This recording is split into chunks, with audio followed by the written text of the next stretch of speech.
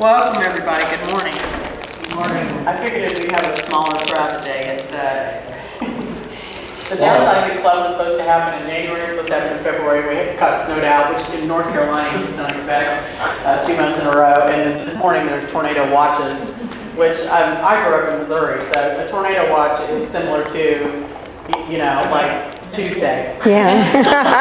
I mean, it's just really run of the mill.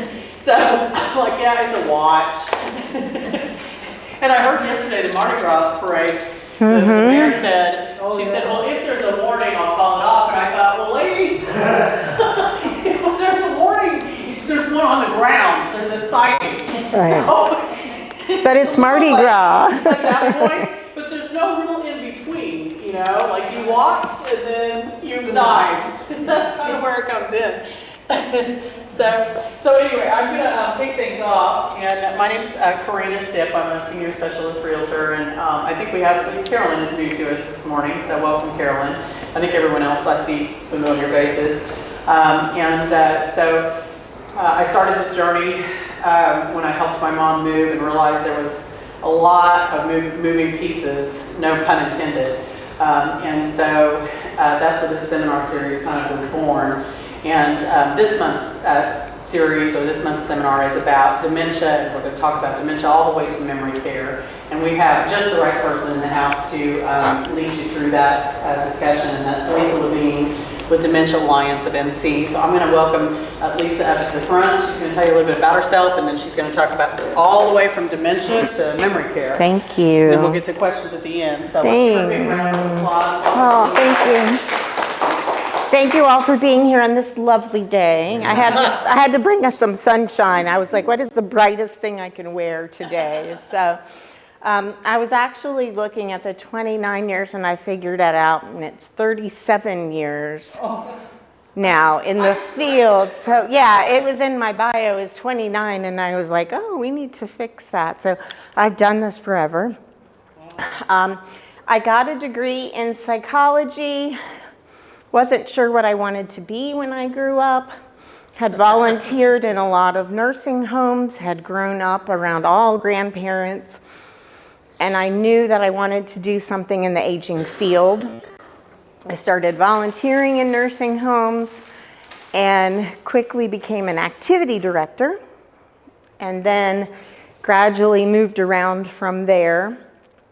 I did work in memory care and run some memory care units for quite a while. So we were going to have someone else cover that part for you, but I'm going to do that part today. We do have some financial numbers for you. They may be a little bit out of date, so we'll talk about that information as well for memory care. But we're going to jump into all about dementia first.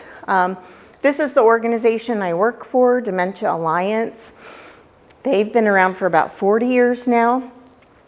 And we have social workers in our office. If you leave here and you have questions, or you go, oh, what did she say about that? You are welcome to call our office anytime and talk to anybody there, and they can talk you through all the questions and things. We also do a lot of caregiver support. So before I jump into this, tell me, how many of you have been a caregiver of someone living with dementia in the past, or you are one now? Okay. How many of you know somebody who has been? Probably all of us, yeah, right. All right. And for those of you that are caring for someone, are they at home, or do they live somewhere else? Do they live home with you, or do they live somewhere else? At home, okay. Okay, that just gives me an idea of kind of where to go with all this. I am going to go through sort of what's normal and what's not.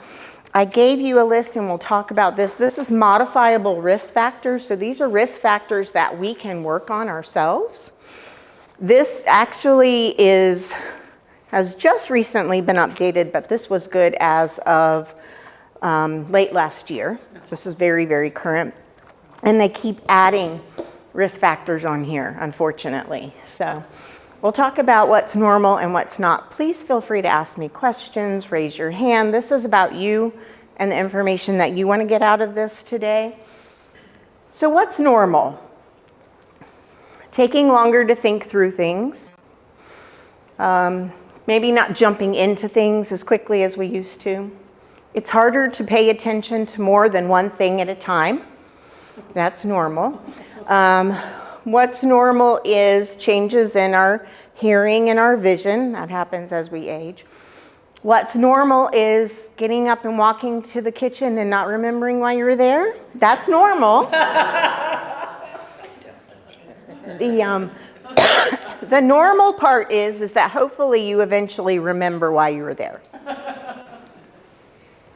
Now it may be that you walk from, say you're sitting on the couch and you walk into the kitchen and you can't remember why you were there, and you may have to actually go back to the couch and sit down again and wait for that information to fall back into your head and then go back to the kitchen, but that's all normal, okay? That does increase a little bit as we get older, but if you find that that's happening more and more and more often and getting in the way of daily life, then there might be a problem. So you'll see a theme to this. A little bit every once in a while that doesn't get in the way of functioning is probably okay. If it happens more and more often and it starts to get in the way of functioning, not being able to remember things a lot, that kind of thing, then there might be a problem. Yes? You get into what is the difference between dementia? I absolutely will. I absolutely will. We'll talk about what's dementia, what's Alzheimer's, what are all those things. So other things, not being able to find the word, but it's on the tip of your tongue, normal.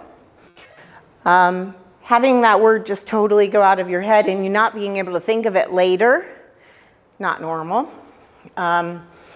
Losing things, now some of us lose things all the time, so that's normal for us, but if you don't usually lose things, and if you cannot retrace your steps or find the thing eventually, or you don't remember that you were looking for something that was lost, that's the not normal part of it, okay? So all those things normal. Also, you can't just wake up one day and have dementia, have Alzheimer's. It doesn't happen. It's very gradual. It could be other things. Even if you think there's a problem, it could be something else. The main thing might be a new medication that you're taking that is interacting with another medication. We see that all the time. So it's really good anytime even your doctor orders you a new medication that you talk to the pharmacist just to make sure that that medication is not going to interact with something else. It could be long-term untreated depression. Those things can actually look like dementia if they go on long enough. An illness, severe but unrecognized pain. Maybe you have a chronic pain that's going on, so much so that it's really getting in your way of thinking and you know, maybe it's you have a chronic illness, maybe you have bad arthritis or something, and then you get an infection like pneumonia or something on top of that. You could appear as if you have dementia then. You're very confused, not able to take care of yourself. But it could be all of those things. A lot of people say, oh, I think I'm losing my mind. Today's the day. But when we're really feeling that way, we don't tell people. We get really quiet and really withdrawn, and we go, oh, I really think I'm losing my mind. And that's the time where we really need to reach out and talk to somebody. So what is dementia? This kind of goes to your question there. Dementia is a group of symptoms, okay? That's really basically what it is. It's an umbrella term. It includes all of these causes of dementia. And I have an umbrella picture for you at the end if you want one, but these symptoms can be cognitive, they can be behavioral, and they can be emotional as well. It comes from basically two things happening in the brain. One is chemical changes in our brain, and two is structural changes in our brain. Of course, it's in the brain, it's microscopic. You can't really see those changes until they're further along, more advanced. But we do know that these changes actually can start up to 20 years before any symptoms show or before somebody is diagnosed. Now, dementia is a problem in 2 or more areas of functioning. So it might be understanding language. I'm not understanding what you're telling me. And it might be that I can't hold on to things you're telling me. So I'm asking you the same question over and over again because I'm not holding on to the answer you're giving me. And if those 2 things, it could be any of the 2, but if those 2 things are happening, it could be dementia. Now, we call it an umbrella because all of these different spokes, if you will, colors, are different types or causes of dementia. So Alzheimer's is the word we hear the most, and it's the most common cause of dementia. Depending on who you talk to, maybe 75% of everybody that has dementia has Alzheimer's disease. Alzheimer's disease was discovered by Dr. Alzheimer. There's also Lewy body dementia, named after Dr. Lewy. There's vascular dementia that has to do with the blood flow in our brain. There's frontotemporal dementia, which specifically affects the frontal lobe and the temporal lobes of our brain at first. And there's probably 100 others. But these are the ones we hear about the most. So you will hear a lot of doctors or other professionals interchange Alzheimer's and dementia. You will hear a lot of people only talk about Alzheimer's, and you will hopefully hear more people talk about dementia. And the reason that I talk about dementia is because somebody might have Alzheimer's disease, but they might have something else. And since I don't know what they have, I know it's one of these things that causes this group of symptoms. So a lot of times a doctor will give you a diagnosis of probable Alzheimer's disease or dementia secondary to Alzheimer's disease. It means you've got these symptoms and the doctor thinks the cause is Alzheimer's. But anytime we have these symptoms, there's a cause. Some doctors don't diagnose the specific cause, they only diagnose dementia. Depending on who you are, what's going on, that might be enough, just dementia. Most of the time, though, that we want to know more. What's the cause of the dementia? So we have to go see a doctor, we have to probably take some tests and figure that out. Remember, it's not normal aging to have dementia. It seems like it. Sometimes you'll even go to the doctor and the doctor will say, oh, we're just getting older. That happens as you get older. Happens to me too. Well, no. We think slower. It takes a little more time. Maybe we have some issues, but not like this. This is different for us. This is affecting our day-to-day life. So when the doctor says that to you, you can say, no, this is more than that. I need some testing. We need to explore that. And luckily, we're in the day and age when we can say that to our doctor. Used to be, we didn't question the doctor, right? We just said, oh, okay. So here's the umbrella, and I have copies of this for you, but you'll see the biggest box is Alzheimer's, right? Vascular dementia or multi-infarct dementia can be lots of little strokes. And again, it has to do with the blood flow in our brain, the blood vessels. Lewy body dementia, frontotemporal dementia. Now, all of these different things can happen at different ages. Alzheimer's tends to happen age 60 or 65 and older. That's why, old timers disease, but it's not really that. Young people can have it too. It's rare, but I've met people that were 33 years old that had Alzheimer's disease. So it's not only older people. The other thing is you can have more than one of these at a time.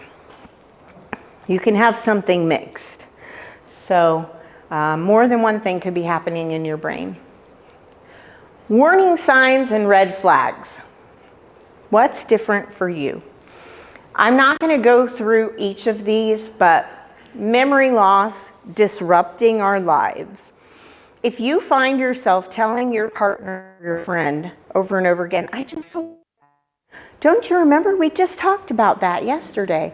If you're saying that a lot and a lot more often, there might be a problem. Difficulty performing familiar tasks and problems with abstract thinking. One thing we see often is somebody who's always been able to balance their checkbook really has problems with that. If you've always had problems, it's not a problem, right? Thank goodness.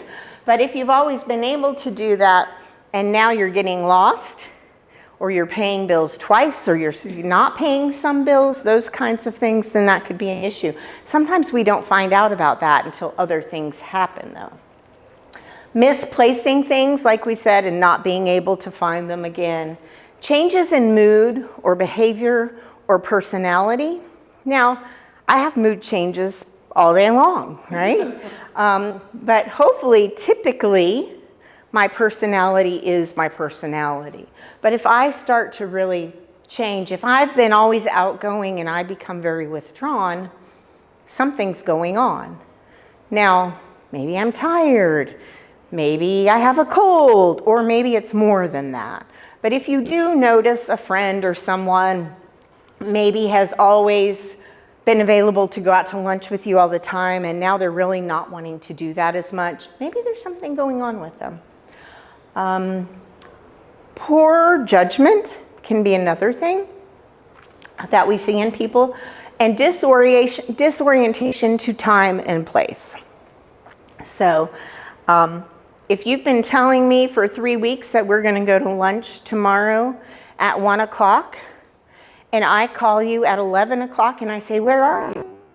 You say, well, we're not meeting till 1. And I say, no, we're meeting now. And you say, no, it was 1 o'clock. I might just be normally confused, but that also might show you that there's a little problem. Now, the first time that happens, we usually don't pay attention to any of those things. But if they continue to happen, that's when we're looking at if they're a problem. So signs of normal aging. You remember details of a conversation that took place once upon a time. Oh yeah, that sounds familiar. Signs of dementia. You are unable to remember details of recent conversations, recent events. Normal aging, you're unable to remember the name of someone. I'm bad at names. I've always been bad at names, but I am bad at names. But I remember faces, and I can sort of go, oh, if they tell me where I met them, I can go, oh yeah, I remember that. Okay, you were there, But if you have dementia, you're probably not recognizing a lot of that. And the list kind of goes on and on. Another thing is, a lot of times with dementia, we don't realize there's a problem in ourselves, but other people might see it as a problem. So I might think there's a problem with me, and if I'm that self-aware, it may not be dementia. Risk factors. Age, family history, genetics. We can't really change those, but those do give us a little bit more risk. And then modifiable risk factors, and that's your list there. And we can talk about those after, but those are things that you can look at and you can go, oh, okay, well, I have high cholesterol and I've been putting off really taking care of that or talking to the doctor about that. We know that's a risk factor for dementia, so maybe I really should get that treated. If you're experiencing symptoms, what do? Go see your doctor, get a referral to a specialist. It might be a neurologist, it might be someone else. Make a plan, get the power of attorney like we were just talking about, get your important documents in place, get a support group,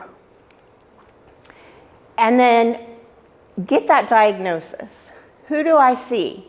A neurologist, a geriatrician, a neuropsychologist, a geriatric psychiatrist, someone that does this a lot. The wait is often very long to see these specialists, so we suggest you get on a couple of lists. No matter what the cause, this person is actually having brain failure, and they're doing the best they can, though it might not seem like it to you at the time. Yeah. What's the difference between power of attorney and durable power? So power of attorney, if for instance, Lisa is my client and she's buying a house and she's going to Europe, she could give me limited power of attorney to sign for her while she's in Europe just to buy the house, just for that one thing. And so that's what a power of attorney can be, a lot of different things. You can give it for one specific Instance. action. Yeah, or you can give it durable, meaning it survives the fact that, you know, you have cognition now, but later you won't be able to make decisions for yourself. And so the durable power of attorney survives that process. And it also doesn't kick in as soon as you assign it. It can be for later. So even if I give you power of attorney right now, it doesn't mean you totally have control over me right now. Right. It means when I need you to make those decisions for me, you can. Yeah. So, Yeah. yeah. Yeah, Bob. And they're not really all that expensive. Sonny and I went to an attorney, and they're going to compare a simple will, durable power of attorney, and healthcare power of attorney. Uh-huh.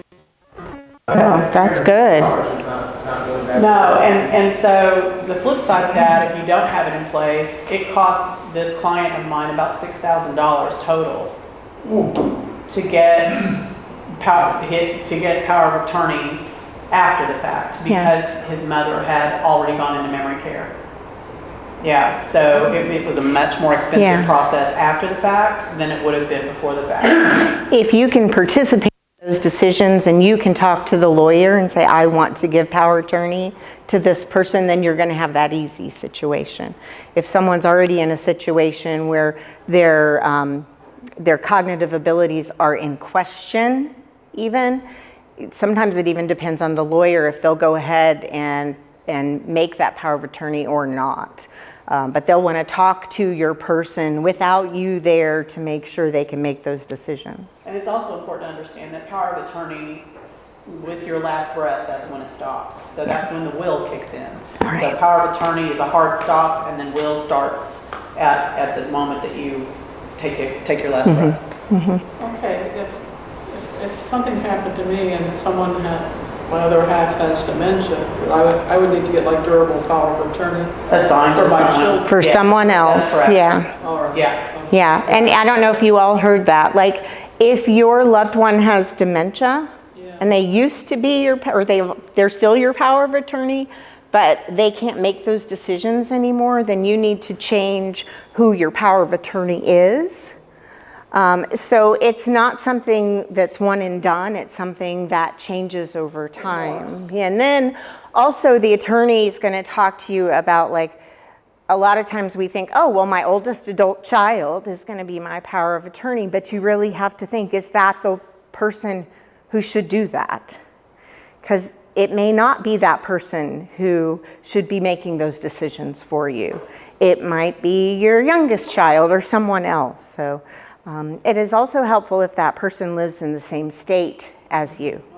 Yeah, so my mom had power of attorney, medical power of attorney and power of attorney for myself and my brother, but my brother lived 10 miles from her and I was here in North Carolina. So we had equal say, but part of the reason she did that, if I had lived near her, I don't even know that she would have bothered my brother, because not that he doesn't make good decisions, but just because I was kind of the go-to. Yeah. Because he was closer, it was important to have him have just the same say. Yeah, and we worked in tandem with each other. Fortunately, we didn't argue at all.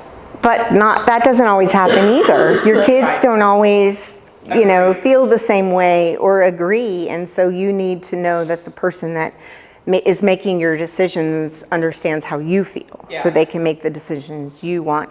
And unfortunately, sometimes that's not who we would think of in our family. It might be somebody else. So, yeah. I'm gonna let Sorry you, about that. We'll Hot continue flash We'll and continue after this commercial break. yeah. Sorry about that. Hot flashes and all that. Okay, so dementia progresses. Oh, your clicker's right here. Okay, dementia progresses over time. It starts where you can't tell a person has anything wrong with them, and then very gradually, slowly, over time, they get worse. So it's not an overnight thing. It could take 10 years, 20 years for someone to go from the top of that graph. This is where we all are, hopefully, right now. And then dementia kicks in, and typically Alzheimer's is an arc like this. This is vascular dementia, which is blood vessel health that might be from little strokes. And so this is more stair-step because I have a little stroke, I decline some, I even out, I have another little stroke, but these strokes might be so small we don't know they're happening. You know, when someone says I had a stroke, we think of a big stroke, a one-sided weakness and everything. These are tiny little, what they call infarcts, little blips happening in the brain. So much so that sometimes we can't tell the difference between one cause and another, between Alzheimer's and vascular dementia and that. Sometimes they can do a scan of our brain and see where there have been strokes in the brain. With someone in middle to later Alzheimer's, they can look at the brain and there's shrinkage of the brain. The brain actually, at end of life, can shrink down to about 1/3 of the size that it was starting out. Because we have, again, chemical issues happening. When the chemicals don't get to where they're going in our brain, the messages don't get through, the neurons, the nerve cells don't get fed. And if they're not getting fed, they actually start to die off. And so we do have atrophy. So someone might look totally fine on the outside, but there's a lot of brain change going on. So let's shift into senior living. I know there's a lot on this slide, but when you start looking at the options in senior living, there's a lot out there. So this was the best graphic that I could find that really shows everything all at once. We'll talk about these a little bit more, okay? But this is sort of cost over here, okay? Lower cost, higher cost. This is most independent to least independent, needs the most help, okay? So we're starting over here, and we're looking at maybe a retirement community, maybe an independent living apartment, maybe we're at home. A senior apartment, where it's just independent apartments, but it's mostly people of a certain age. And then we have independent living, which is, again, mostly like senior apartments, but there's probably a little bit more care that's available, okay?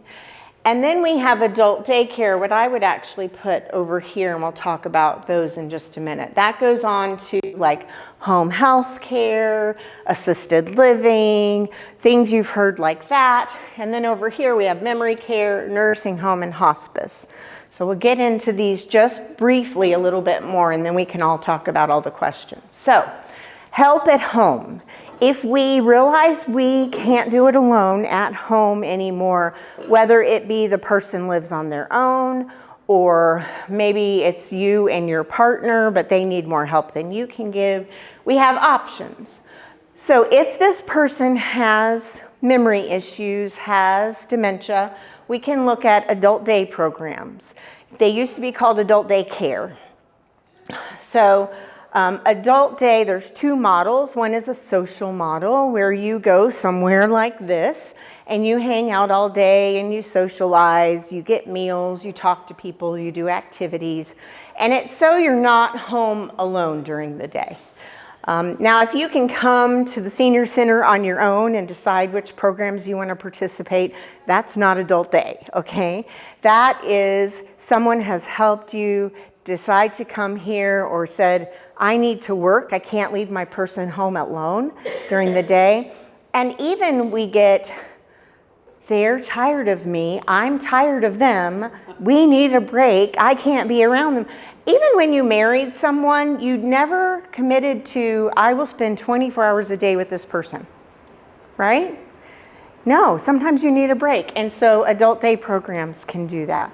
The medical model or the health model takes that to another step. So you go there for socialization during the day, but they can help with doctor's visits, nurses' visits.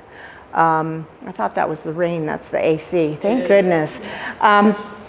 This could be therapy. This could be giving you medications. Maybe someone lives at home and they do pretty well, except they won't take a shower. And that happens with people living with dementia, because who wants to be naked and cold in a room where there's water falling on your head and you don't understand why? And that can be a perspective of someone living with dementia. And so maybe they go to this adult day program during the day and they happen to get a shower while they're there. That takes a lot off of us as the caregiver. It's very helpful. Or maybe they can see the doctor or the nurse while they're there, so you don't have to take them to a separate appointment. 2023 average costs per month were $1,400. And that's average cost for North Carolina. In the Triangle, our costs are usually a little bit higher than other places in the state. But this is actually, and there are some programs that are less and some programs that are more. And you can go to adult day programs. Maybe your person goes 1 time a week or 2 days a week. So it can be flexible. Companion care is another situation. Companion care would be when somebody comes into your home and helps with things around the house. Maybe they do some light housekeeping, they prepare meals for you, they remind you to do things like, oh, while I'm here, why don't you go ahead and jump in the shower and I'll do the laundry. You don't have to worry about that. Okay, but I'm not helping to actually physically give you a shower. I'm setting up everything for you to take a shower, but I'm not physically giving you the shower. Or I'm like, well, we're getting ready to go out. Why don't you go ahead and go to the bathroom? And I'm reminding you to go to the bathroom, but I'm not helping you while you're in there. You can still do it on your own. Home health care takes that a step further. Home health care is where somebody maybe is coming in and giving you medication, is helping you with therapy, is helping you more physically. So instead of helping you take a bath, talking you through getting dressed, they're physically hands-on helping you more. So those are all things that can happen. And I didn't put a price up there for home health care. It ranges. I think hourly right now, it might be average is $35 to $40, I believe, at least in our area, an hour, $35 to $40 an hour. But it also depends on what kind of help you need. But keep in mind, there's minimums for most of those. Right. There's, some have a minimum of 4 hours. Yeah. A lot of them have a minimum of 4 hours of help at one time. And then so many days a week that you have to do that. Right, and there are a few that don't have those minimums, but they're harder to get. So, you're going to have somebody come in for at least, and if you only need 2 hours of help and not 4 hours of help, we have to figure something out because they won't do less. Now, if we decide our person can't be at home anymore, it's not safe for them, we can't manage their medications, maybe nutrition is a problem at this point. Safety in the home might be an issue. Maybe I have a 2-story house and most everything I need is on the 2nd floor and it's not safe for me to get up there and I really can't live on the ground floor anymore. So maybe I need to move out of my house. Then I could go into independent living or something like that. But one of the next levels of care would be assisted living. So assisted living is like a bunch of apartments under one roof where you can get a little bit of help. And that help ranges from me just checking on you every day to me giving you all the care that you need and kind of everything in between. For assisted living, someone is going to help you manage medication most of the time, and someone's going to be cooking all the meals.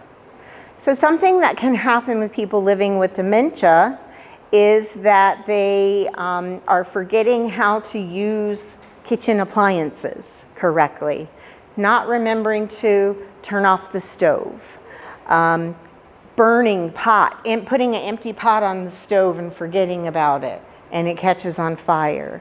Or simply walking into the kitchen and not remembering if I ate or not, so I walk back out and I'm not eating. Or I'm eating all the time, which is the opposite of that. Lots of different situations where somebody needs a check-in. They need more support. That's all the sort of medical stuff. A really positive thing about assisted living is the socialness of it. You have lots of neighbors, everybody's outside their room all the time, and there are planned activities for you. So it would be like if you moved in here and somebody helped you with your medicine and cooked for you all the time, but you got to come to whatever activities you wanted. That would be more assisted living. Now that is regular assisted living. And the average in 2023, $5,700 a month. It's higher than that here. It's much higher than that here now. I would say it's probably 7,000 or over for regular assisted living. There's 3 levels of care, level 1, 2, and 3. So you pay a base rate in assisted living, and then you pay for level 1, 2, or 3 care. So the nurse will do an assessment, and then based upon that assessment, you'll pay for that add-on package, which Right. you have to. Right. And Every assisted living actually does that a little differently. They do. So just because you are at a level 1 at one place, you might be a level 2 or 3 That's somewhere right. else, Yeah, like depending if on the their oxygen's an assessment. automatic Right. level 2 or something at 1, It's not yeah, consistent. they're Yeah. different. They are Yeah. different. But, Yeah. And skilled nursing home, that's way low, because the average is actually, nationwide is $15,000 a month. Yeah. However, for skilled nursing, the average person in the U.S. will only spend the last 2.5 months of their life in skilled nursing. So skilled nursing is Yeah. you need nursing care. Okay, assisted living, there's a nurse around who can check on you and help with things, but skilled nursing is every day you need nursing care, okay? And that might be different things for different people. Wound care, so many different things that say if you need like a nurse to come in and do that for you. There are some nursing things that can be taken care of in assisted living where we might have a home health agency that we looked at over here at the bottom, the home health care people. If I move into the assisted living, I could maybe have the home health care people come in for an additional charge, sometimes depending on insurance and all of those kinds of things, but usually it's an additional charge. So you're already paying for assisted living and then you're paying for home health to come in on top of that and help you. So these things can stack up. And that level of care in assisted living, some of them have 5 levels. Some of them is, I just manage your medications for you and you're here and you get your meals and that's all. And that's the base level all the way up to all the assistance that you could need. So, and those levels go up incrementally in dollars as well. Nursing home care is nurses around the clock. Assisted living is nurses are accessible, not necessarily in the building all the time. And then we get to memory care. Now, in North Carolina, if you look at the regulations, it's called special care, or special care units, but it's memory care. So most all of memory care is on the assisted living level. So a lot of times you'll have an assisted living and they have a neighborhood, a wing, a building next door that's memory care. And they're associated, tied together. Some of the staff is the same, that kind of thing. So maybe you move in and you have very, very mild dementia and you can still care for yourself. And maybe you can move into assisted living. But at some point you need more care and more assistance, and your dementia has progressed, so you need more structure, more supervision. That's when we're looking at memory care. And so for memory care, 67 is really low also, really low. $8,000 to $10,000 a month for memory care. And yes, that amount is crazy if you go, oh my gosh, but that's what it is right now. There are some places that are purely private pay. There are some places that, take, if anybody has long-term care insurance anymore, not a lot of people do. You can get on state assistance programs for some of them. Some of these places you have to have lived in assisted living for a while before you can move into their memory care. Some you can move right into memory care. And it's all that unclear as it sounds to you right now. Yeah. Where does hospice care fit in? Hospice care is going to come in at any of these levels. So hospice can be provided in your home. Hospice care can be provided in your home. Hospice care can be provided in assisted living, in independent living. It can be provided in a nursing home. There are very, very few memory care beds in nursing homes. There are actually, 3 years ago, there were 20 or 21 in the whole state. And we looked it up yesterday, and there's 34 in the state of North Carolina, 34 nursing homes that have specified memory care neighborhoods. Almost every single time it's going to be assisted living with memory care. But you can have hospice care in any of those situations. Now, people get scared of the word hospice because we think you're dying, right? You go on hospice and you pass away a week later. And sometimes that happens, but most of the time you get an assessment for hospice and they say you've had some changes lately, you've declined some, and so we're gonna put you on hospice care. You may have 6 months to live, but we're gonna reevaluate you in 6 months and we'll either continue your hospice. Some people get better during that time and they're discharged from hospice care. Now, a nice thing about hospice care, especially in our area, is most of it is free to you. And it provides a lot of additional support to the person, to their family, specifically to the main caregiver. They can provide care assistance. So I know people that actually had their loved one at home and they were looking at memory care, but they got on hospice, and hospice provided enough assistance in the home that they didn't have to move away from home.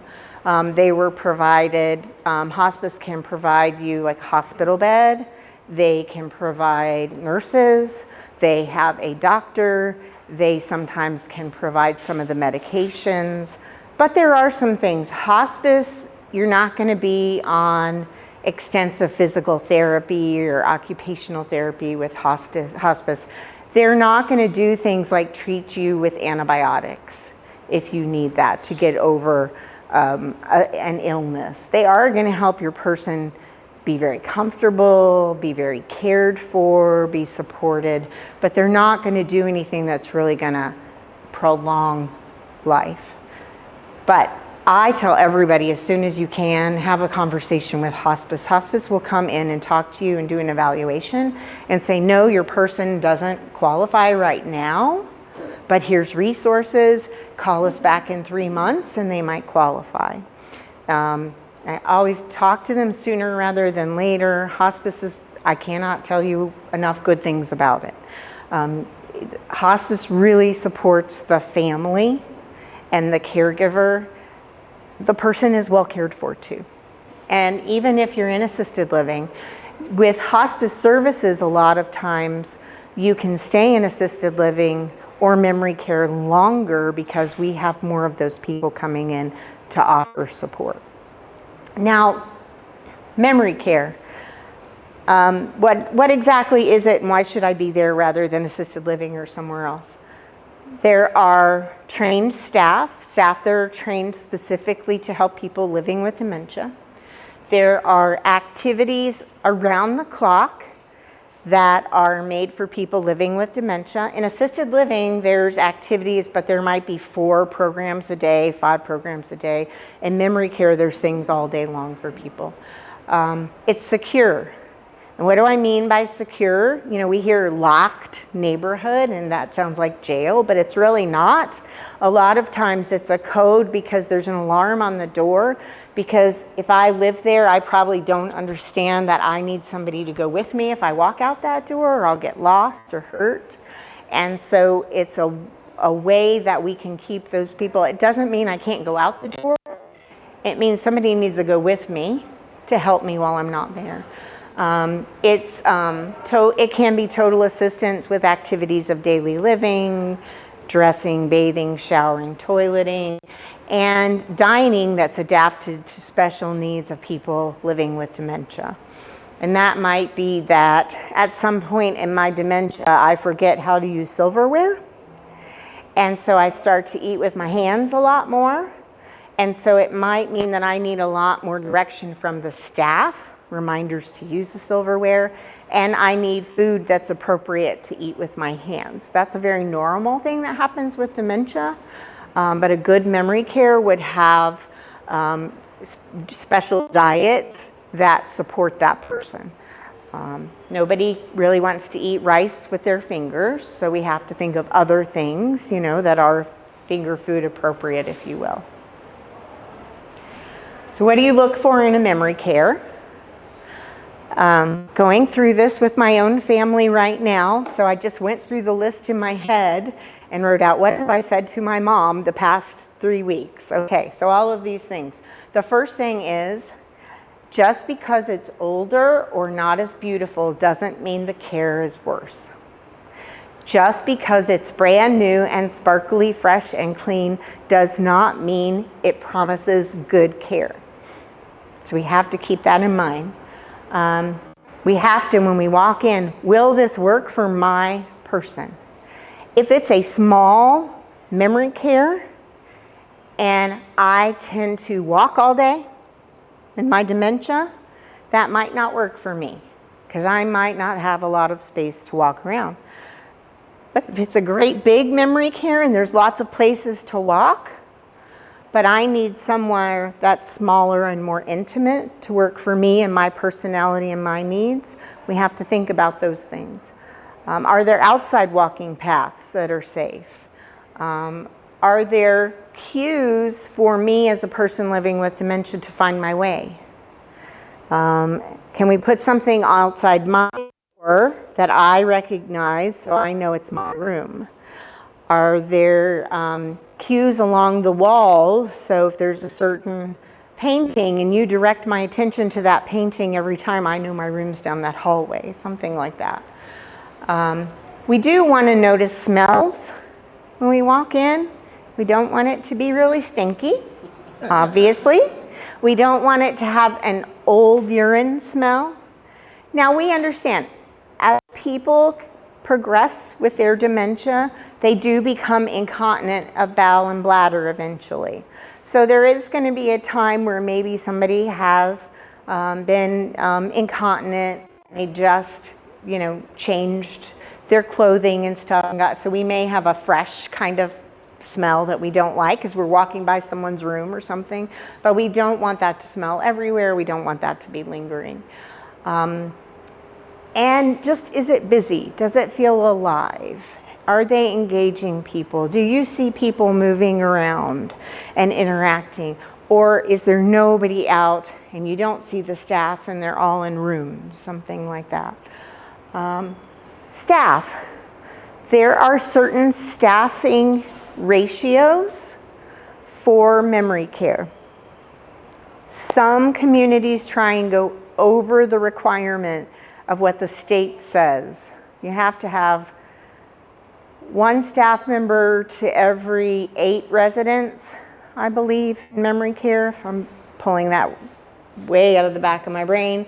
But some people try and have more. It's hard right now to get staff for anything. So if you hear a lot about, well, you know, we're short-staffed, you shouldn't hear that. Yes, it's hard to get workers in, but they should be doing whatever they can to get the workers in and have at least that minimum number, hopefully more. How long have the people worked there? Have they worked there? Everybody's only been there 3 months? It happens. Has everybody been there 20 years? Maybe we don't want everybody to have been there 20 years because maybe they're a little set in their ways. But, you know, talk to those staff members. Why are you here? What do you like? Ask them questions. Watch how they interact with the people that live there.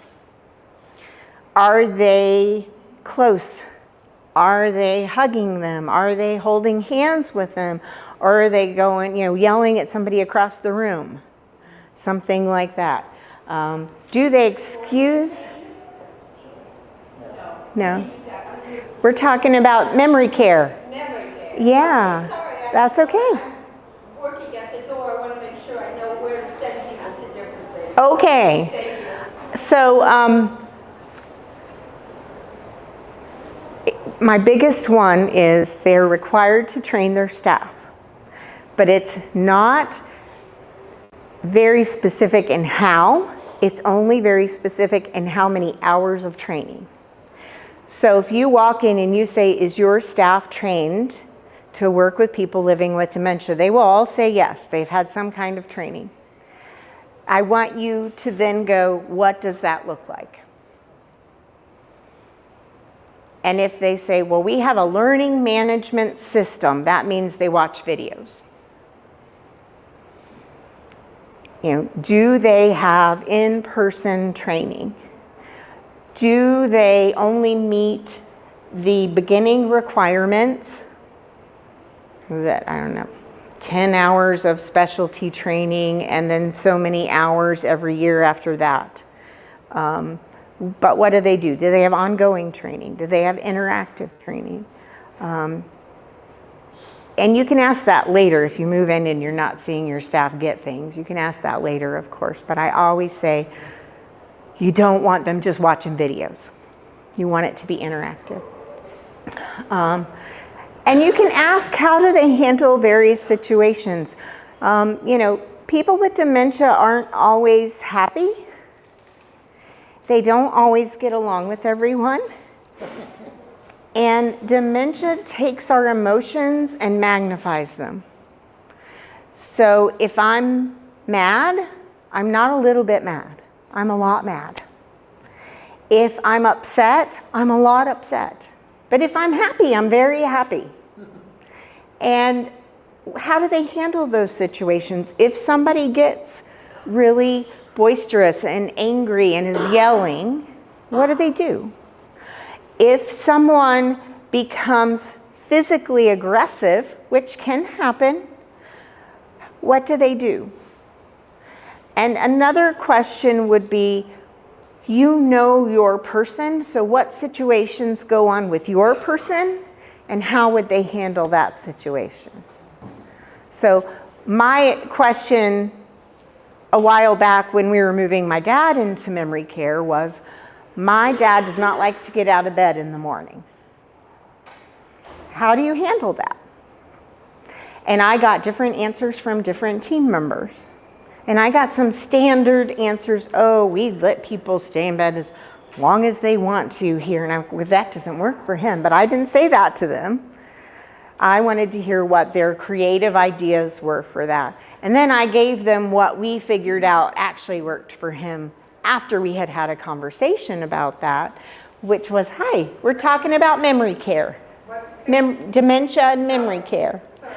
So what we learned worked for my dad was instead of going in and saying, good morning, it's time to get up, we would go in and we would play music. And we knew what kind of music he liked. And so we would not even say it's time to get up. We would just turn the music on a little bit. And then we'd come back in 5 or 10 minutes and turn it up a little bit louder. Kind of like an alarm clock would, but it wasn't so abrupt.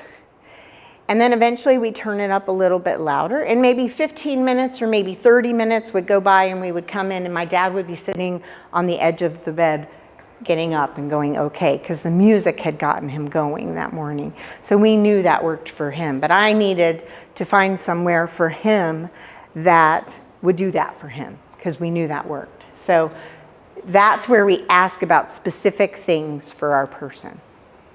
Okay? What else? What foods are offered? What activities are offered? They will tell you they have special diets. They have to have certain diets. But what does that mean? If your person's on a special diet, ask about it. What would that mean for my person? What does that look like? Are there ways for them to find their way to where the people eat? Are there cues for them to find their way to the dining room?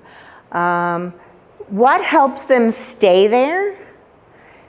What would have to happen for them to ask my person to move out? You know, we don't want to just think about moving them in. We want to think about what would it take for you to kick my person out? But we're not going to. What would it take for you to ask them to move out? What kind of issues? And then look at the people who currently live there. Are they all in wheelchairs and asleep? Are there some that are walking around? Are there people engaged in group activities? Are there staff members working one-on-one with people doing things?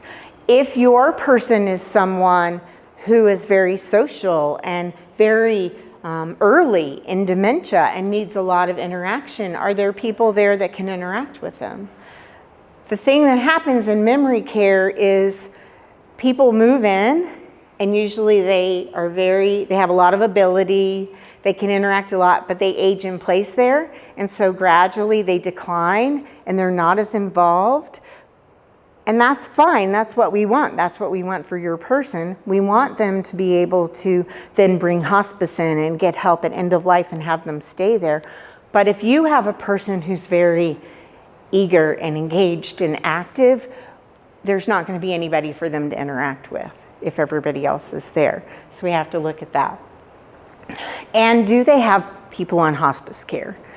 They'll all tell you, yes, you can have hospice here. You have to. They have to be able to let you do it. But what does that look like? And then, I said this before, but how engaged are the staff with the residents? Are they really interacting? Are they talking to the person, or are they talking down to the person? That's another thing. All right. So that was a lot of information that I just gave you about a lot of things. So I want to know what's kind of in your head. I took you through a little bit of dementia and the progression of dementia, and a little touch on the surface of what memory care looks like and the stages and the levels. But what's on your mind? Yeah. I never really have understood the difference. I realize that Alzheimer's is a covered by the umbrella of the term dementia. What exactly is Alzheimer's? What does it do to you? So most of the types of dementia, other than vascular dementia, have to do with protein in your brain. And there are certain types of proteins, and for some reason, and we still don't know a lot about why, these certain types of proteins sort of get messed up. This is the very unscientific version. And they form what you might have heard of plaques and tangles. So what plaques and tangles are in the brain are microscopic little things. Plaque, when you think of plaque, you either think of the sticky stuff that gets on your teeth or the stuff that gunks up your blood vessels, right? And tangles, you think about a tangle in your hair. And it's kind of like that. So the protein sort of comes apart and it forms a plaque, which is a sticky sort of globule, tiny, tiny in your brain, or a tangle where the chemicals can't get through, the messages can't get through. So with Alzheimer's, fewer chemicals are produced, memory chemicals, if you will, and the ones that are produced have to get through plaques and tangles, and they, instead of being, our nerve cells are kind of like this and they talk to each other all the time. A message comes through here and goes through there. And a lot of times the messaging isn't coming from one cell to the next. And so this one eventually dies because those proteins aren't working correctly in the brain and the messages aren't getting through.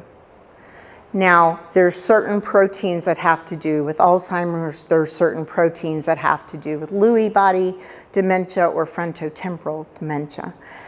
A lot of the research that's happening right now is trying to look at, can we figure out from spinal fluid or anything else, eventually, hopefully, maybe blood tests, to look at, do we have abnormal amounts of those proteins in our system?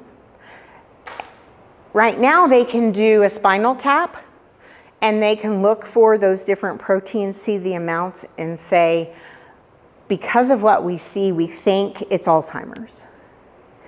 And then they do all the psychological testing and all of the paper testing and everything, and they see if those results match. Down the road, what we hope is you'll be able to go in and have a blood test or some other kind of thing. They'll look for those proteins and they'll be able to say, yes, that's what it is.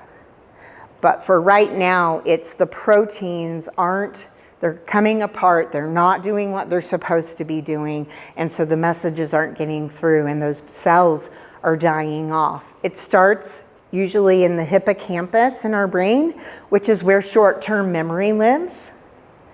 So that's often the first symptoms we see, but gradually it spreads to all areas of the brain. Everybody with dementia is different. We all look different. We all think differently. So our brains are all affected differently. So progression of dementia, I could sort of tell you what happens here and what happens next, but it really looks different for each person. And that's sort of typical of Alzheimer's, is that no two people look exactly alike when they have it. Because different changes are happening in the brain. I don't know if that really helps, but... Well, it does, yeah. So if you think somebody may be having dementia, there actually is a chemical test or There are some tests. There's one blood test out there right now that sort of points you in that direction. I have not talked to one doctor that advises you get it. There are what my dad called the make you feel stupid tests, which are all the tests where you're going in and you're doing word puzzles and math and working with shapes, and they have you draw a clock, an analog clock like that on the wall there, and it's about the spatial and the processing in your brain. It's harder to work with images when you have Alzheimer's. It's harder to do spatial kind of things. So the clock drawing test, for example, I would draw a circle, I would put the numbers in, and then they tell me where to put the hands. Cognitive test. And then if a lot of times people can't put the numbers where they would go, sometimes they write them outside, sometimes they're all on one side of the circle. And it's really sort of a definitive test for that. 3 words, 5 words, 7 words. So you go into the doctor's office and they say, I'm going to give you 3 words and I want you to repeat them and remember them. You can't cure it, unfortunately. There is no cure for any of these right now.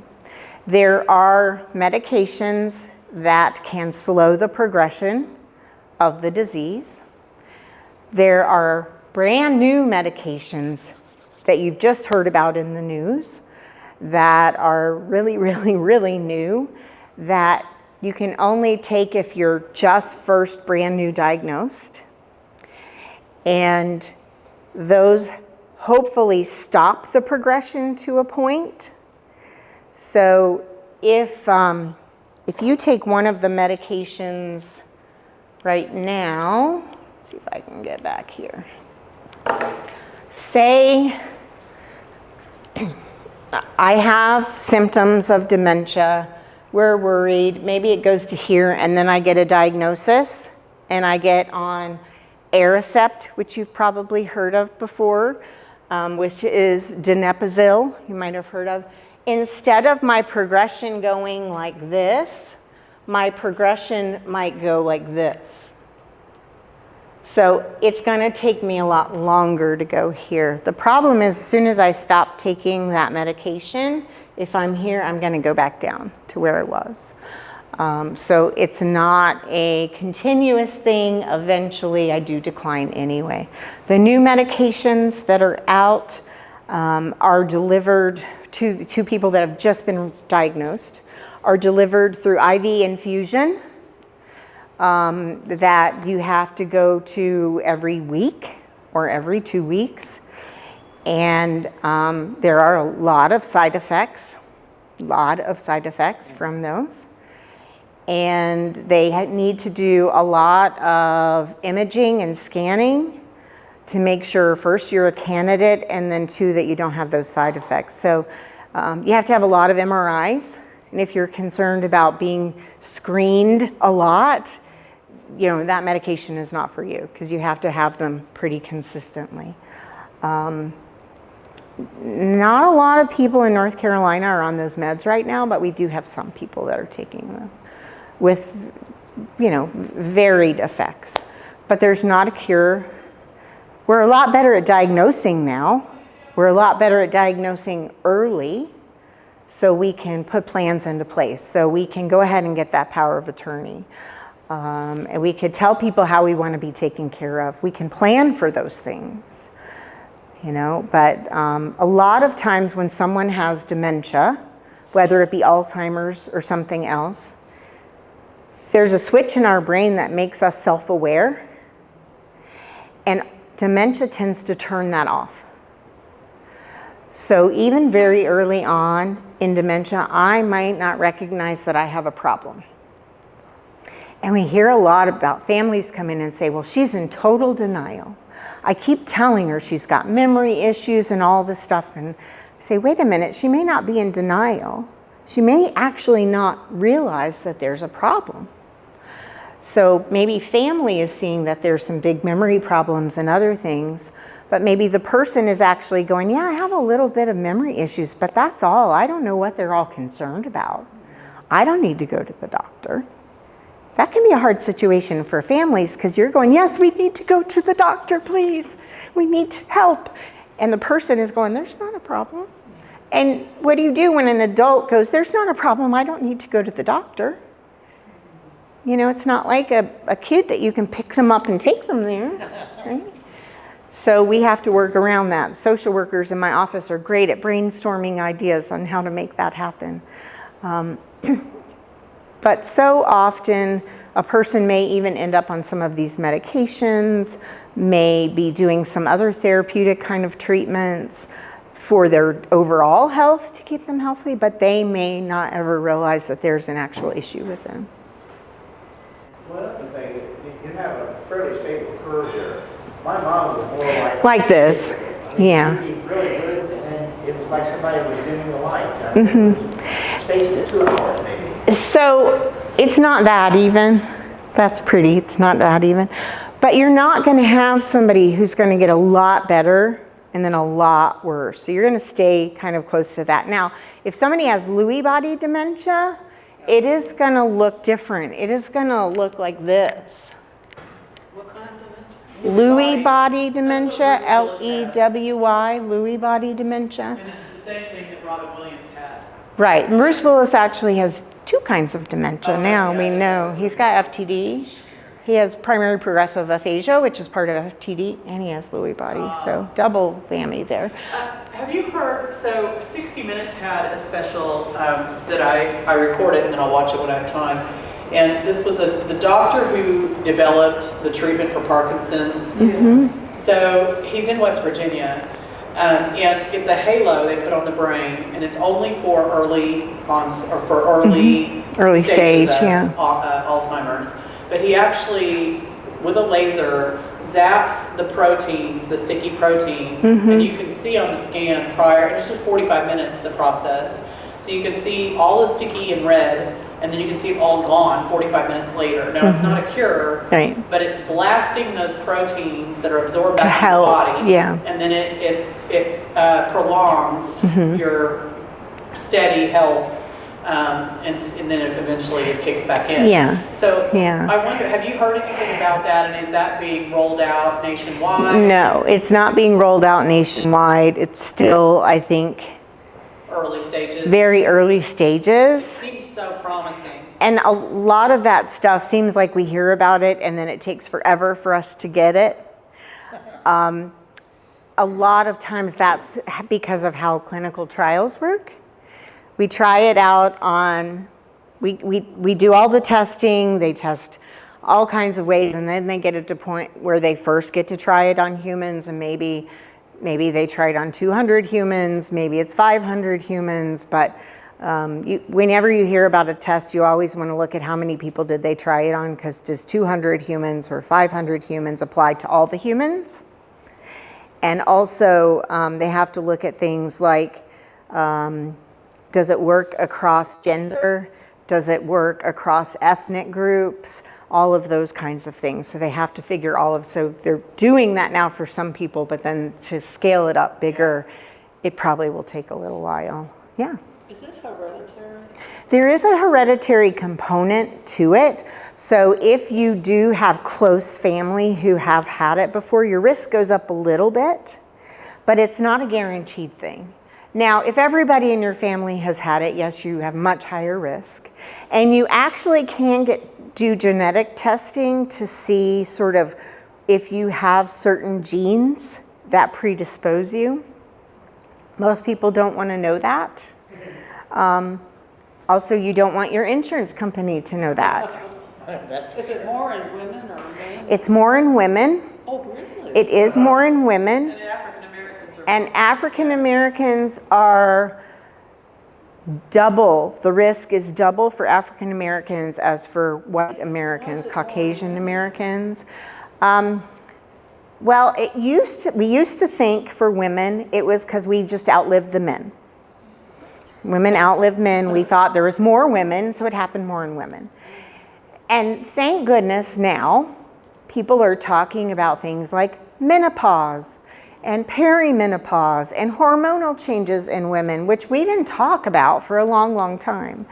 And what we know now is if those changes happen about 20 years before symptoms, and say somebody gets physical symptoms and diagnosed at maybe age 70. Look back 20 years, somebody's 50. They're right in the heart of all the hormonal changes happening.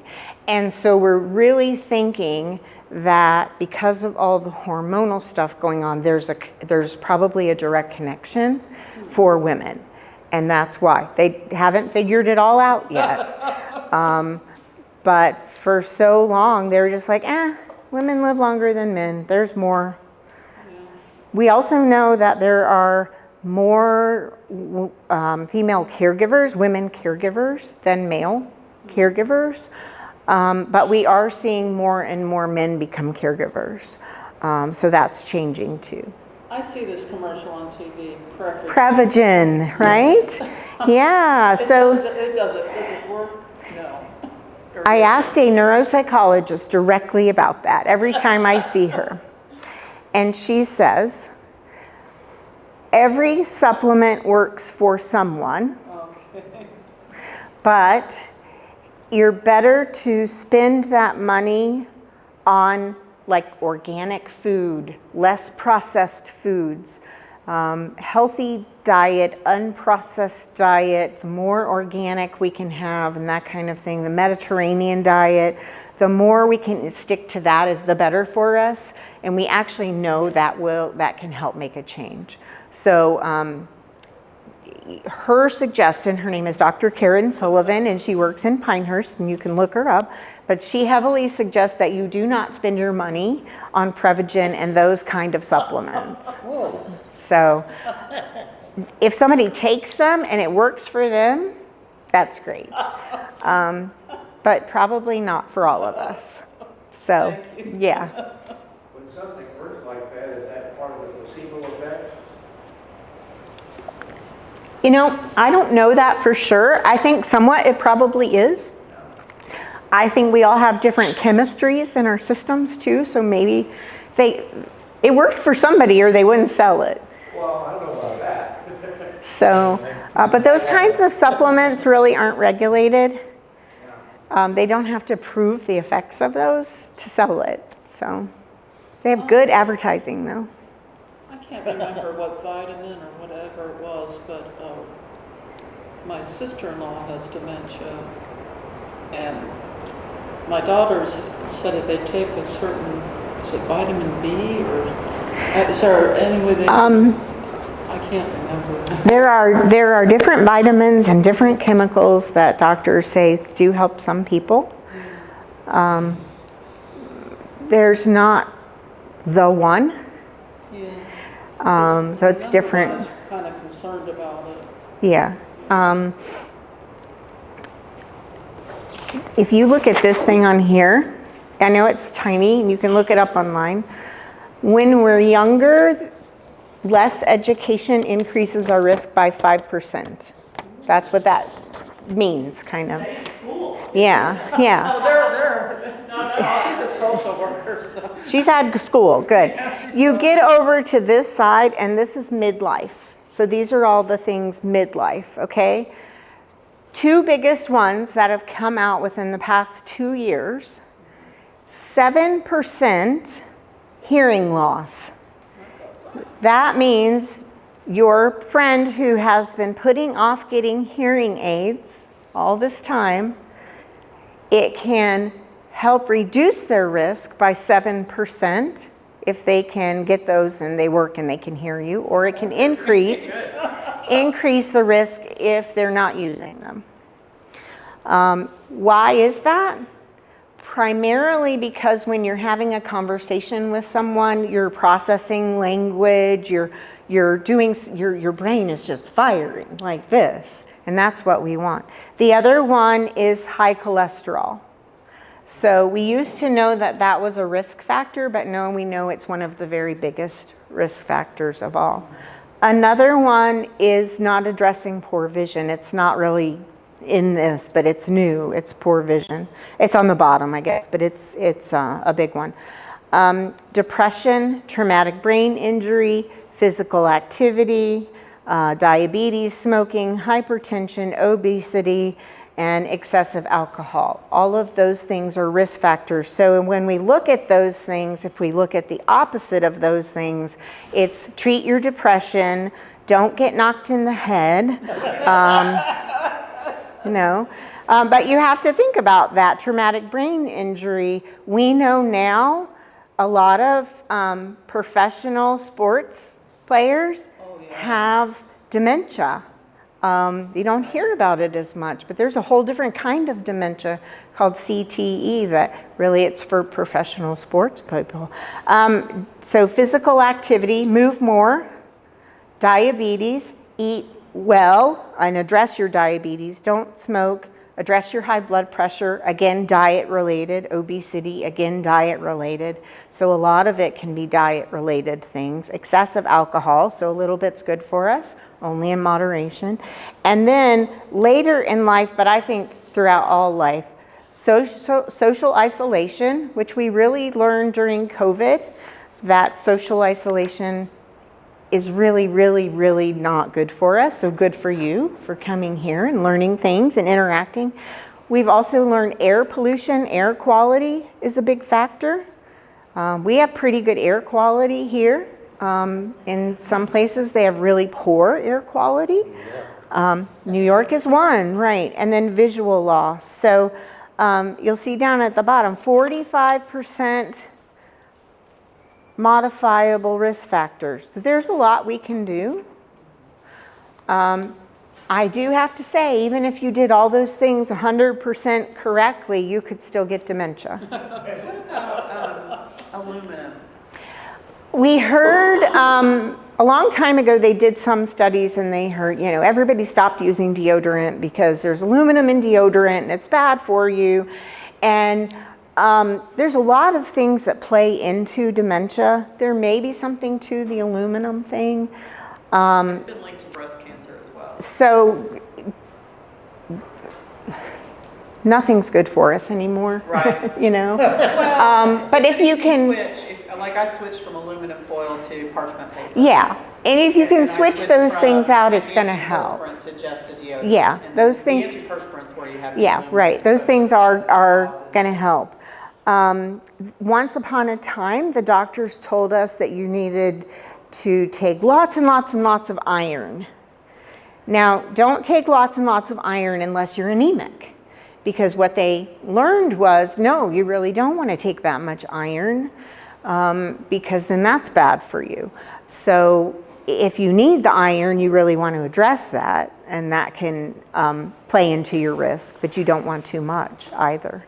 So all of those things that we've heard about, there's probably some little truth to them. And what doctors have told me is it's probably not one thing. It's probably all the things together that influence our risk of dementia. So Any other questions? there's some other handouts out here if you want information. Great, okay. Good, thank you. Thank you for allowing me the commercial break, I appreciate it. There is a lot of stuff online. Just make sure that you're looking at reliable sources when you're online, because there's a lot of information out there. So thank you so much. Thank you.